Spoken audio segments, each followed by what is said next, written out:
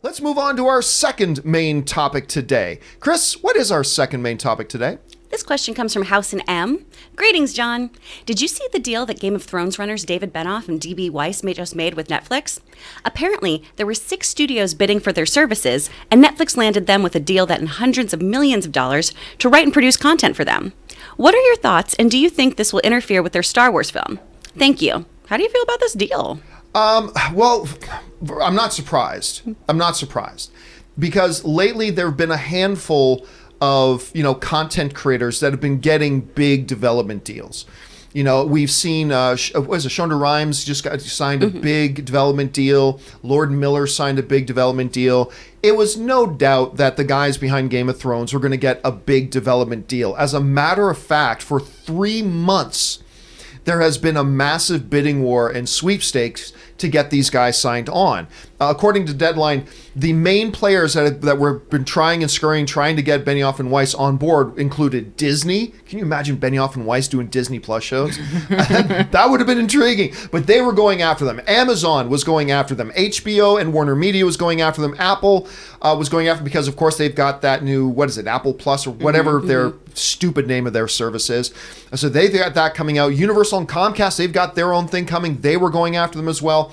And then, of course, Netflix ultimately wins the deal. Now, there's no specific numbers being given other than the facts that the deal for these two guys is in the hundreds of millions of dollars range. It is the 9-figure range. Now, whether that means it's 100 million on the nose, whether it means it's 500 million, I don't know. But it's a lot of effing money.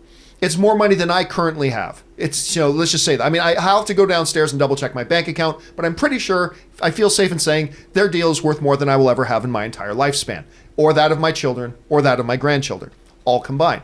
So, again, it's no big surprise. And by the way, this is all coming on the heels of Game of Thrones Season 8 setting a new record for most Emmy nominations in history for a single season of television. I think like 39 nominations or something like that, which of course included several nominations for Benioff and Weiss. By the way, they were also nominated for Best Directors for the episode that they directed, as well as Best Writers and all that kind of stuff. So all this is coming on the heels of that. Aaron, this kind of feels like a couple of different things. One, obviously, this is other studios trying to capitalize on these guys' talent. That's clear. But it also kind of reaffirms that we've been seeing a growing appreciation, let's say, for writers in television and for these show creators and these showrunners. Because back in the day, you'd never see deals like this. And now we're seeing these outrageously huge deals for the people behind these shows. So, number one, what do you think about these two guys specifically getting a deal like this? And how do you see this kind of influencing, or is it a reflection of the influence that we're seeing that showrunners and show creators gaining more and more ground in this industry? Well, I think especially given what's going on between the writers and the agents right now, it's a big thing right now. People are not aware, definitely look that up. It's a whole much longer story than we have time for today. It's certainly a big vote of confidence for the writers and the creators of saying, these things don't magically appear out of thin air, and a lot of times the people who are reaping the financial benefits of these shows are not the people who have anything to do with actually creating or developing these shows. So I'm excited about the fact that writers are getting the awards, the credit that they should. The only thing that gives me pause, and I feel this way about Shonda Rhimes. She's brilliant. I love everything she does. I think she's fantastic. I just don't know how a showrunner is able to have their fingers in so many different piles and have them all be at that level. The last season of Game of Thrones, yes, it absolutely won a lot of awards, but they also fell under some fire for what they wrote outside of George R.R. Martin's material. There was some people in the public were maybe not so sure about some of the things that they did that were off the books.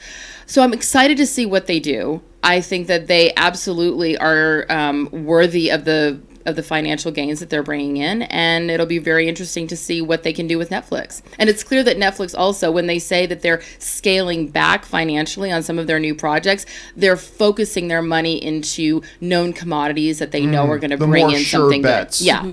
Yeah, that's clear as well. And to go back to the question, I don't think this is going to affect their Star Wars work at all. I think they're going to get that done and under their belt, and then they'll turn their attention. Then they'll hire other writers to work with things too. So they will multitask. They will multitask. But remember, they've already been working on their Star Wars stuff for a while. Exactly. Like they've been working on the Star Wars stuff for a long time. So who knows where they are in the development of that. Chris, you're seeing this thing. I know you were a Game of Thrones fan. What do you think about this deal for these guys? I think this is really exciting for them. I mean, I'm one of the people who wasn't thrilled with this last season. I wasn't super jazzed about a lot of stuff. I thought it was very, very rushed. But the other seasons before it, I think were very, very well done. They're really great writers. They know what they're doing. And if they have time to really focus on a project, like they've been able to do with their Star Wars one, they've been working on that for a long time. And Star Wars also, guys, that's not something you're going to back burner. You're going to put your focus on that and get it done and do it well, no matter how you feel about The Last Jedi. But I think it's going to be a good thing for them. I think Netflix should maybe focus a little of their money that they're putting into things on their marketing.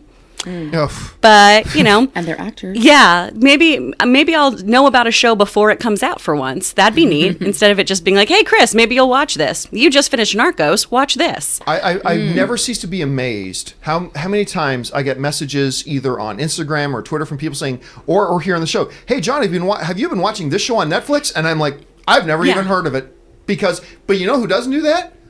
HBO. Every time there's a new show on HBO, you'll know about it. Oh, because absolutely. HBO will make sure you know about it. And it's great that Netflix is putting out 75 new TV series a year.